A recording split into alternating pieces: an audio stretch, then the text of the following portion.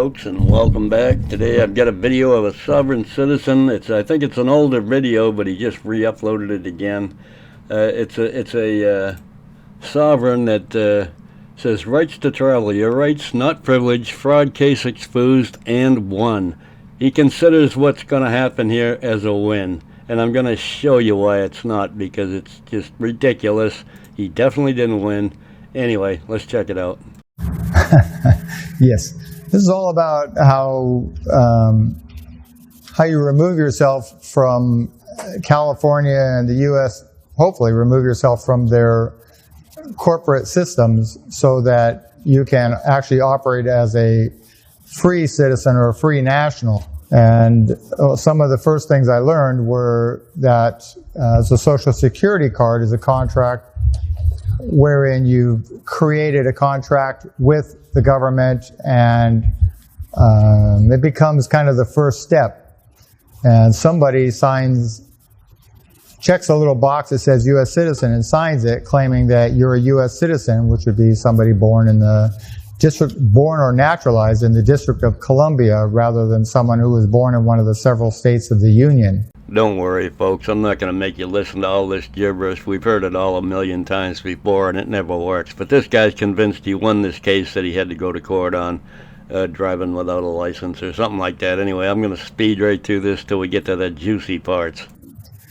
So the first thing I did was back in 2009 was return my Social Security number to the U.S. Treasury Department and notify the Internal Revenue Service as well. And I think the Attorney General,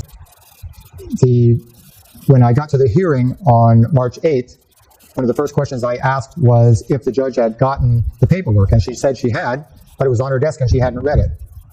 So I'm not quite sure why a judge would elect to ignore it.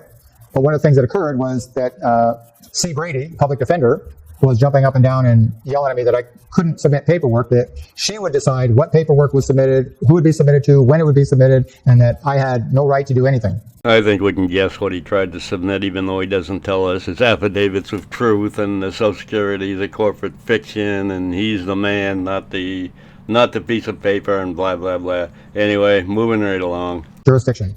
At this point, I was outside of the bar. One of the things I've learned is stay outside of the bar. If you're outside of the bar, in theory, I've been told that the judge can only speak to you man to man.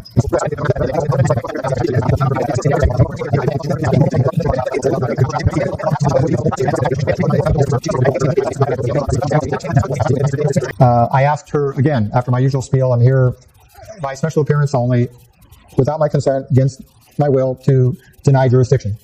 And again, I was threatened with 35 days in jail for contempt if I brought it up again. I think I brought it up twice.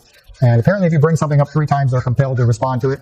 After the second time, she threatened me with 35 days in jail for contempt if I brought it up again, even though there was no sworn statement of any kind in the record. And if the court didn't have a copy of a sworn statement from the officer, how could they have an examination or make a determination based on that sworn statement that didn't exist? And there was no sworn or signed statements from Edward F. Blanco or any other CHP officer. Officer David Spencer is the one that broke into my safe, or allowed my safe and my truck to be broken into by accidental towing. He did not have a signed statement. They simply have a typewritten statement, and then some other officer signs it as having reviewed it, but no one signs a statement. So there's no actual verified evidence that someone's willing to take responsibility for. There's a lot of useless talking in this, so I'm cutting out and speeding up as much of this as I can, because this was over an hour long, this little thing here. So we're going to move along until he's done with this case. Grant it or deny it, one of the two. I don't know that she has the authority to deny it on her own. Yeah, she can't deny it if there's no opposition. I mean, it's an adversary position. It's you against the DA. It's not you against the DA. Well, he's trying to read off a script, and this guru is there giving him some pointers on the side. That's who's talking in the background, real smart guy too, obviously. She can't force the DA to do anything, except that if you're not going to do anything, then I'm going to rule in favor of it, and your whole case goes bye-bye. Then she'd be acting like a judge. Can't have that. So my error was in not ensuring that, since the district attorney provided no opposition to any of my motions, and again, you need to understand these things before you take any of these steps. It's not enough to know the law that applies to your license plate or your driver's license or insurance or whatever it is you're doing. It's not enough to know the law. You need to understand how the court works, and if you submit a motion, that if that motion is not rebutted or there's no response to it, then essentially the judge has to allow that motion. And you need to ask her to do it, ask them to do it. If you don't ask, it appears they won't do it. So the motion is filed, but it's never ruled on. And had I known enough to make sure that occurred, things probably would have gone a lot different. They probably would have kicked me out a lot sooner. Not knowing this, this cost me a lot of time. I spent a lot of time under their control because I didn't know enough to demand from the very beginning that if there was no response to my demurrer, that she rule on it. And had she ruled on it in the beginning, allowed it, I would have never, this would have been over in 2 or 3 days. In other words, to sum it up, I know nothing about the law, so I decided to represent myself, and I totally blew it. But I won the case. I won this case. Side of the court, and that now you understand that it's just a corrupt criminal operation and they don't follow any law. That's the real issue. Well, you can bring up the fact that once you present a demur in court, it has to be answered in court at that time, and the judge can give them a waiver of, I'm going to give you 3 days to answer it. But if you don't answer it, that's it. But I didn't ask for it because I made the mistake of assuming that the judge would make sure that a demurrer got responded to, or that a notice or judicial request got responded to. The mistake I made was assuming. Cannot assume that. You have to ask for it. If you don't ask for it, the judge won't do it, whether it's a responsibility or not. I didn't know enough to ask for a ruling on the demurrer or the notice or judicial, or the request for judicial notice, or the Brady request. They acknowledged that they'd been filed, including the district attorney, when on April 19th, when I asked if the judge had received the paperwork we'd filed, which at that point was 7 documents. She acknowledged that she had received it. She also told me that they were inapplicable, that they couldn't be admitted, blah, blah, blah. Had the district attorney at that point noted to the judge that I had submitted a habeas corpus.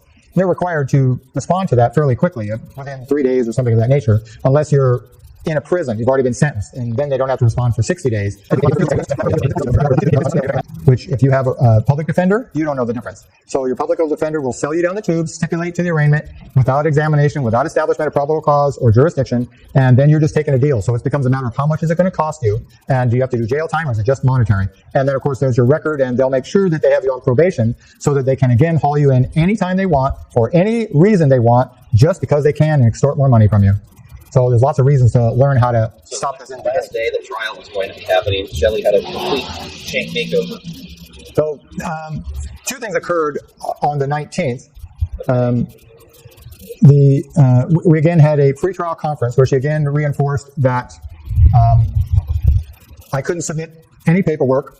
And I asked Shelley about my declaration of facts, why it was not entered into the record.